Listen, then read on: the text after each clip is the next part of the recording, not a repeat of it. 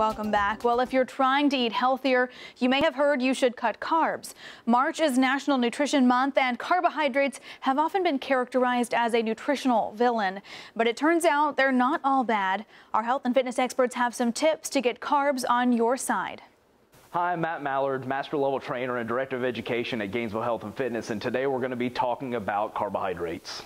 It's been very popular in the fitness industry lately to demonize carbohydrates. However, we're going to talk to you a little bit about why your body actually needs them. Come to find out, glucose, your body's usable form of carbohydrates, is actually your brain and your central nervous system's favorite form of energy. So when we start to run low on them, you get a little groggy, you lose energy, and you just tend to become a little bit of a zombie. So to keep us from feeling groggy and out of sorts, we need to keep a nice steady flow of blood glucose rather than these large transient spikes. And here are 3 ways that we can do that. First tip is going to be get the vast majority of your carbohydrates from vegetable sources. This is going to be things like sweet potatoes, squashes, yams, all that kind of fun stuff like that.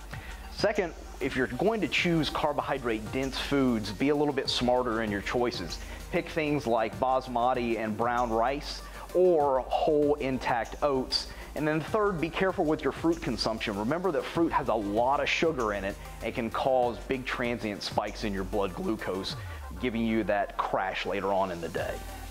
So to determine how many carbohydrates you should have throughout the day, we have to look at your activity levels. So if you have a job where you're fairly sedentary, you don't exercise a whole lot, about 1/2 gram per pound of body weight will suffice. But if you're working out the vast majority of the day, you have a very physically demanding job, and then you're lifting weights or running afterwards, around 1 to 2 grams per pound of body weight will be sufficient to fuel your body. So in closing, I don't want you guys to be afraid of taking in carbohydrates. What I want you to do, though, is think about what types you're putting into your body to make sure that you stay as healthy as possible.